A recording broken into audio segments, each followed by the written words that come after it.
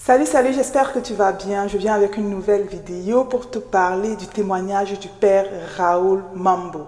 Oh my gosh, ce témoignage m'a été référé par un de mes abonnés, quelqu'un qui suit cette chaîne. Je te dis grand merci parce que c'est après avoir vu ton message que je suis allée rechercher qui est le père Raoul Mambo, right? Parce que je ne le connaissais pas. Et son histoire est juste à couper le souffle. Je vous raconte tout après le générique.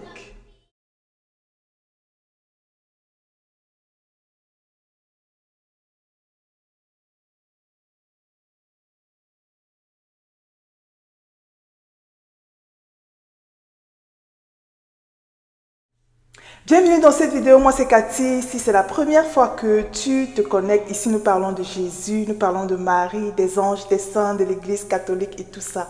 Donc si ce sont des sujets qui t'intéressent, n'hésite surtout pas à t'abonner, active la cloche de notification pour ne rater aucune vidéo. Aujourd'hui nous allons parler de la conversion du père Raoul Mambo. C'est un prêtre ivoirien, right, qui était de l'Assemblée de Dieu.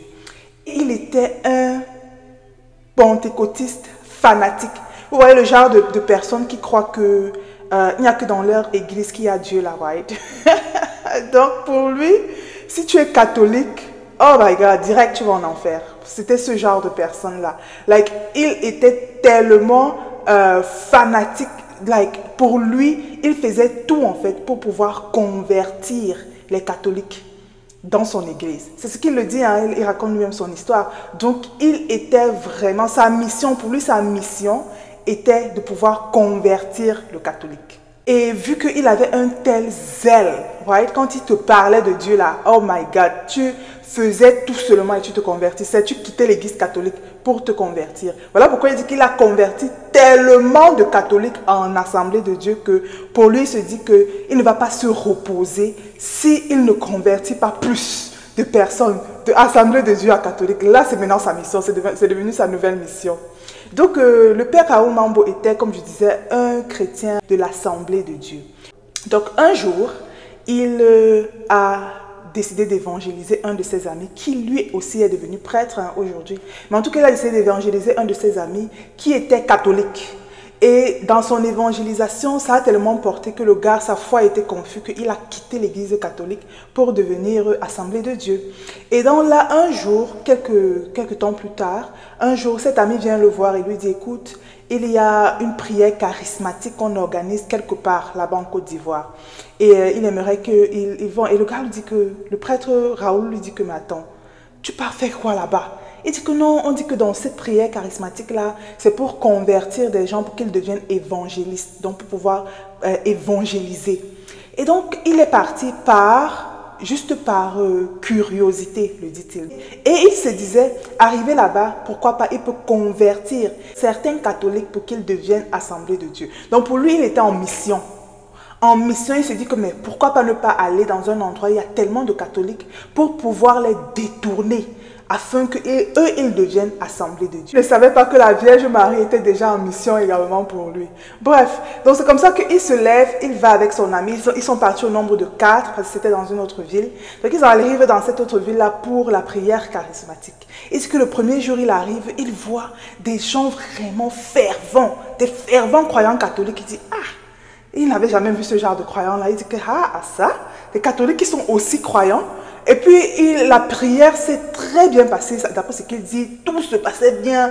Il était vraiment en feu pendant que la prière se passait.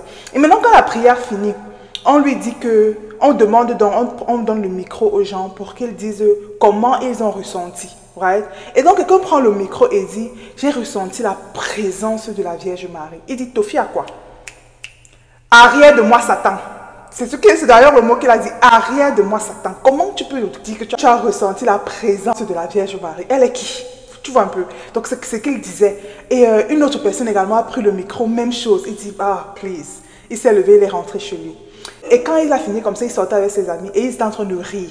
Il dit que, mais regarde-moi avec les stupides catholiques là. Il a ressenti la présence de la Vierge Marie. Au lieu de dire qu'il a ressenti la présence de l'Esprit Saint, lui dit qu'il a ressenti la présence de la Vierge Marie. Il se mettait à rire à propos. Et un d'entre eux lui a dit que si à la fin de cette retraite spirituelle, La Vierge Marie ne s'est pas révélée à toi. Moi, je deviens assemblée de Dieu.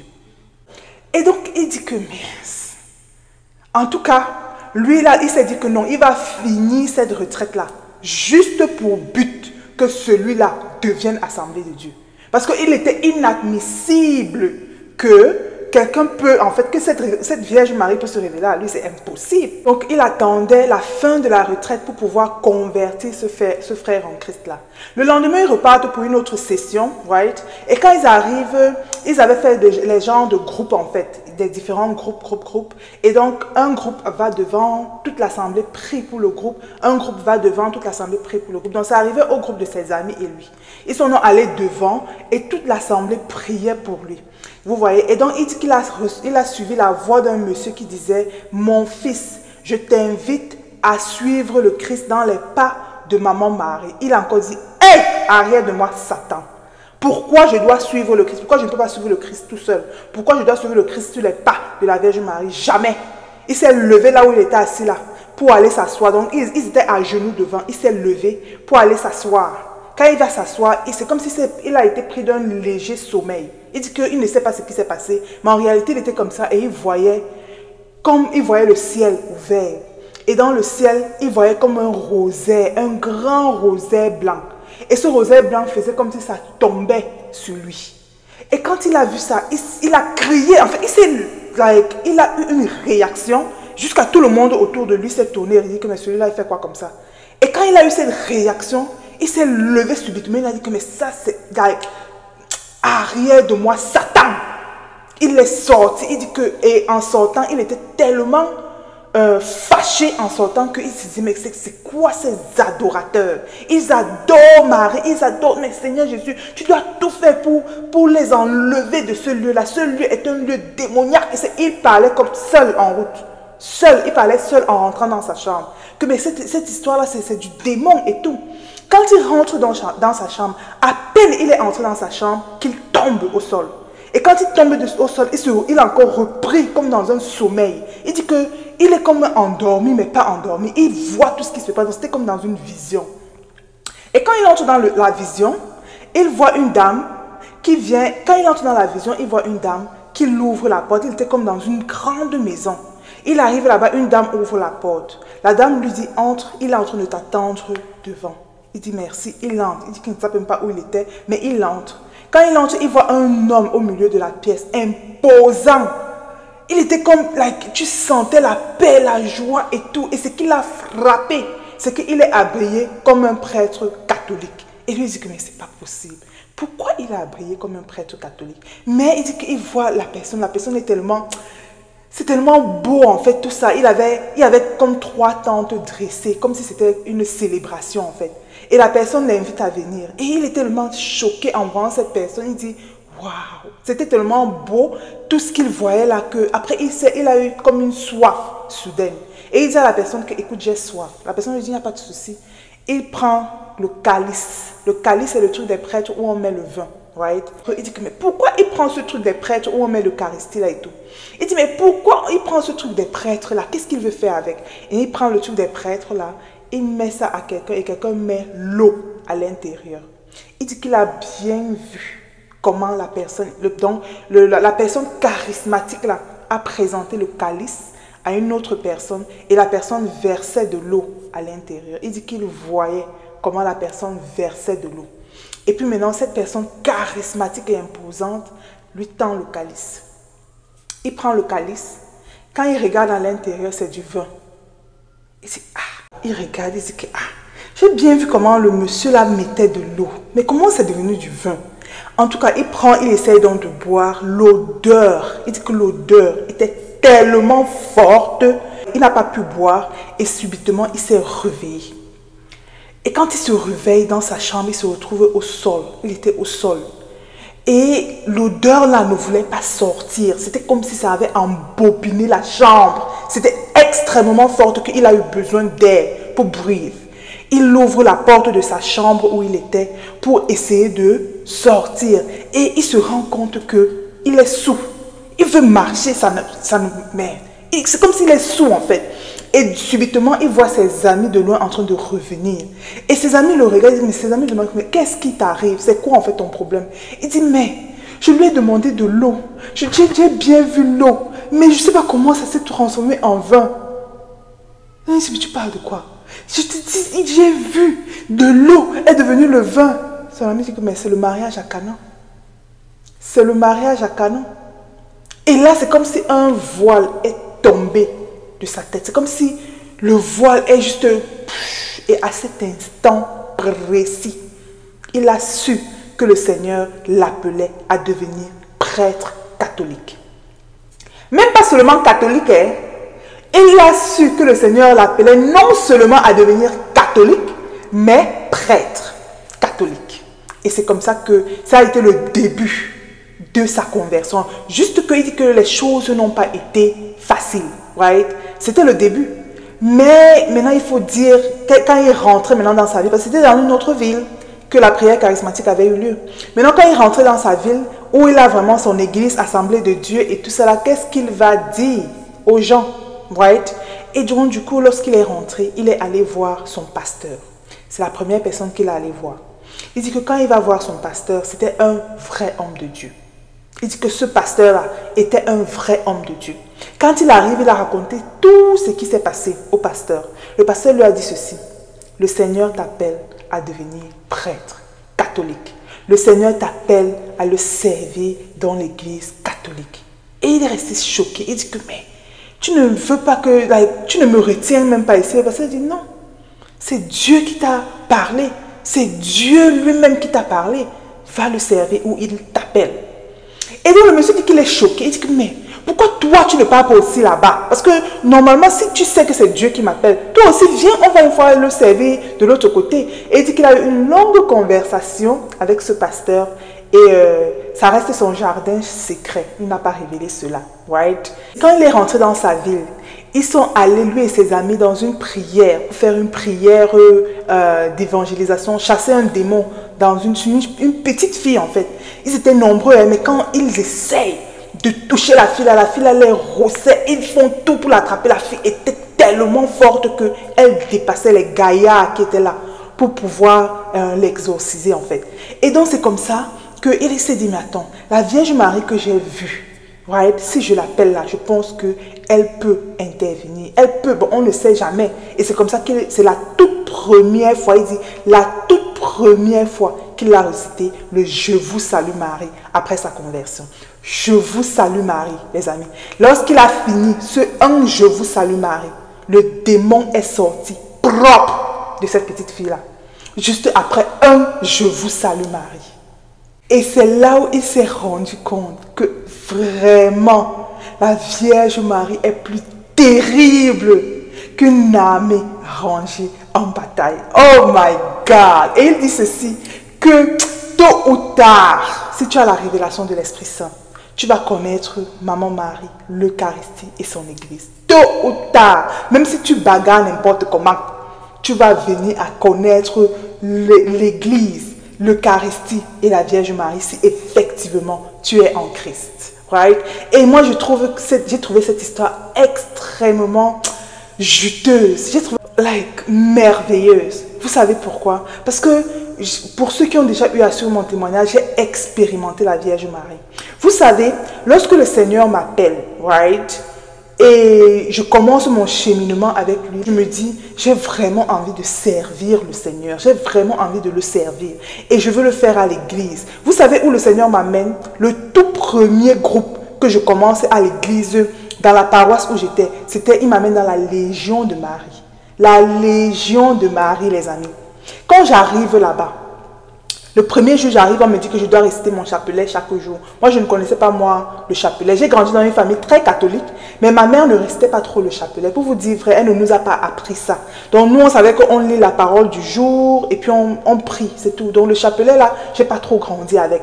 Donc, du coup, quand j'arrive à la Légion de Marie, on me dit que je dois réciter le chapelet chaque jour. J'ai dit jamais. Moi, je ne peux pas faire ça. Le chapelet qui dure là, que je dois réciter 30 minutes au moins pour un chapelet là, il va réciter le chapelet chaque jour comment? Donc du coup, quand quand j'arrive ce jour-là, on me dit que je dois réciter le chapelet chaque jour. Je me dis que non, la Légion de Marie, ce n'est pas pour moi. Je vais chercher un autre groupe dans la paroisse où je vais servir le Seigneur. Right? Sauf qu'on se retrouvait le mercredi. Le même jour, là, quand je sors de la première réunion de la Légion de Marie, le président de la Légion de Marie me dit ceci. Tu sais que tu es venu dans ce groupe, ce n'est pas par hasard. Je dis, ah bon? Il dit, oui, c'est la Vierge Marie qui t'a attiré ici. Et je lui dis que j'ai ri dans mon cœur. Je dis que, en tout cas, moi, je vais sortir bientôt parce que je ne me vois pas en train de réciter le chapelet chaque jour. J'ai dit ça dans mon cœur et je ne lui ai pas dit. J'ai dit, ah, ok. À lui, j'ai dit, ah, ok, j'ai souri. Right? On a un peu causé et tout. Après, je suis rentrée chez moi. J'ai dit à la matin que, regarde, la Légion de Marie, là, c'est pas pour moi. Right? On doit réciter le chapelet chaque jour. Qui va faire ça? En tout cas, moi, je ne peux pas. Donc, du coup, mercredi prochain est arrivé. J'étais comme attirée, vrai. Donc, du coup, je me suis dit que non, je vais juste aller pour aujourd'hui, voir comment ça se passe encore. Et puis, peut-être, je ne pars plus la semaine prochaine. La semaine prochaine, je me suis retrouvée encore en train de partir et ainsi de suite. Et la troisième semaine, quand j'étais là-bas, on me donne la parole, right? On me donne la parole, on me dit que Cathy, tu es là depuis environ 3 semaines. Comment tu trouves le groupe? Les amis, depuis 3 semaines, je n'avais pas récité mon chapelet une fois. Moi, je vais être honnête avec vous. Donc, on me demande que comment tu trouves le groupe. Et moi, j'ai été honnête avec eux. J'ai dit ceci, que vraiment, j'aime beaucoup le groupe. Je me sens comme attirée par ce groupe. Je ne sais pas comment, mais j'aime beaucoup me retrouver ici. Mais il y a un truc, je n'arrive pas à réciter mon chapelet. Je leur ai dit ça cache, que vraiment, je n'y arrive pas. Et le président m'a dit ceci, que si tu n'arrives pas à réciter ton chapelet, c'est bien déjà d'avoir été honnête, right? Et si tu n'arrives pas à réciter ton chapelet, demande à la Vierge Marie qui t'a appelé ici. Demande-le lui et elle va te montrer comment tu peux réciter ton chapelet chaque jour. J'ai dit d'accord. Et j'ai vraiment pris son conseil. Vous voyez un peu, non? J'ai pris son conseil. Et donc, quand j'essaye même de réciter le chapelet, je n'arrive pas. Peut-être je rentre, je veux vraiment réciter, mais j'oublie. Vous voyez, je me retrouve en train de dormir sans le faire. Et donc, du coup, le lendemain, je suis vraiment dérangée. Après, j'ai commencé à dire que, ouais, la Vierge Marie, maman, pardon. Si vraiment tu veux que je récite ce chapelet, parce que pour être dans la Légion, là, il faut vraiment que je commence à réciter mon chapelet. Aide-moi. Aide-moi sincèrement à pouvoir réciter mon chapelet. Les amis, moi je suis beaucoup de vidéos. Un jour encore, je tombe par hasard sur une vidéo qui me dit qu'il avait du mal à réciter son chapelet au début. Mais ce qu'il a fait, c'est qu'en allant au boulot, il récitait son chapelet dans le métro. Il était assis dans le métro et il récitait le chapelet. Avant d'aller au boulot, en arrivant au boulot, il avait déjà fini de réciter son chapelet. Donc, il disait que si peut-être tu conduis pour aller au boulot, tu peux réciter ton chapelet dans la voiture. Ou alors, si tu prends le taxi, le métro, quel que soit l'endroit où tu es, en allant au boulot, tu peux réciter ton chapelet. Right? Et donc, c'est comme ça que je me suis dit, ah, tiens. Donc, je peux le faire en allant au boulot. Donc, du coup, en conduisant pour aller au boulot, j'ai commencé à réciter mon chapelet. Sauf que le jour où je ne pars pas au boulot, j'oublie. Donc, ça a été comme ça une routine avec moi. Le jour où je ne vais pas au boulot, j'oublie. Le jour où je vais au boulot, je récite. Mais je voulais vraiment être comment je vais dire ça, ponctuelle à le faire, chaque jour vraiment. Un jour, c'est un jour où je ne partais pas au boulot, j'avais oublié de réciter mon chapelet. Ce jour, je me souviens, on était un jeudi, right? De toute la journée, je n'avais pas récité mon chapelet. Et nous sommes arrivés le soir, j'ai pu prier et j'étais prête, vous voyez, pour m'endormir. Une voix me dit toujours, donc j'avais comme ce sentiment qui me disait, récite ton chapelet, mais j'avais cette lourdeur en moi. J'étais sur le téléphone, je regardais des trucs, des vidéos, parce que moi je suis passionnée par des vidéos. Donc je regardais des vidéos, je faisais mes choses, je me disais que bon, quand la vidéo c'est fini, il faut que je récite mon chapelet. Quand la vidéo c'est fini, il faut que je récite mon chapelet. Je suis arrivée jusqu'à presque 1h du matin. Le sommeil ne venait pas. Je n'arrivais pas à dormir, mais je n'arrivais pas aussi à réciter mon chapelet. Je ne sais pas trop quoi. Je faisais toute autre chose, sauf ce que ce sentiment-là en moi me demandait de faire. Quelque chose me pressait de réciter mon chapelet, mais j'avais une lourdeur et je ne comprenais pas pourquoi. Jusqu'à ce que j'ai commencé à dormir. À 1h là, je dormais. Je suis allée vraiment me coucher vers 1h comme ça du matin. Hein. Les amis, vers 2h, peut-être 1h plus tard, j'étais comme éveillée, comme endormie, mais en réalité, je n'arrivais pas à me lever. J'étais je pense que c'était une paralysie du sommeil. C'était extrêmement brutal. Je voyais comme le diable en personne. C'était horrible. Rien que d'y penser, ça me donne la chair de poule. Et j'étais comme en train de tomber dans un trou. J'étais comme dans un trou, j'essayais d'arrêter quelque chose, je criais, j'appelle Jésus. Jésus, Seigneur Jésus, aide-moi, Seigneur Jésus. Je tombe, je vois le diable en train de descendre sur moi. Like, oh my God. Les amis, it was awful. It was awful. Je ne sais pas combien de budget. En tout cas, j'ai eu l'impression que ça a duré une éternité. J'ai eu l'impression que ça a duré une éternité. J'ai appelé, oh Seigneur Jésus, aide-moi. Vierge Marie, maman, maman, aide-moi. J'ai appelé même Saint-Michel Archange ce jour-là. Saint-Michel Archange, viens, viens à mon secours, combat cet ennemi qui est devant moi. Je crie, je crie. Je dis que c'est comme si ça a duré une éternité. Quand j'ai réussi à me lever de ce rêve qui a juste, de ce cauchemar, les amis, la première chose que j'ai fait, c'est de prendre mon chapelet. J'ai récité le chapelet du jeudi. C'était le mystère lumineux. J'ai récité le mystère lumineux. Et j'ai promis ce jour-là que maman, le message est passé. À partir d'aujourd'hui, non, chaque jour, je vais réciter mon chapelet. Les amis, le diable tremble devant la Vierge Marie. Si vous ne savez pas ça, le diable tremble. Il fera tout pour que nous dénigrons cette maman. Parce qu'il connaît son pouvoir. Elle est powerful. I'm telling you. Elle est puissante, les amis. Puissante. Que tu sois catholique, que tu sois protestant, pentecôtiste, mon cher. Récite le chapelet. Il y a beaucoup de protestants comme ça là qui récitent le chapelet. Peut-être que vous ne savez pas. Et c'est ce que même le prêtre, le père Mambo disait. Beaucoup de protestants récitent le chapelet. Yep. Même les pasteurs, ils ne vous disent pas seulement. Donc, à partir d'aujourd'hui, que tu sois protestant, pentecôtiste ou quoi, prends ton chapelet chaque jour. Et si tu vas voir ce qui va t'arriver. Le diable, il dit que juste un je vous salue Marie, même si tu n'arrives même pas à réciter le chapelet, commence avec seulement un je vous salue Marie, chaque jour. Et tu verras comment le diable, là, il fuit quand il entend seulement Vierge Marie. C'est comme si on l'a électrocuté. Et après avoir récité mon chapelet ce jour-là, j'ai même encore eu peur de fermer les yeux, mais quand j'ai réussi à m'endormir, c'était jusqu'au matin. Paisible comme un bébé. J'ai dit ce jour-là, à partir de ce jour-là, j'ai dit plus jamais.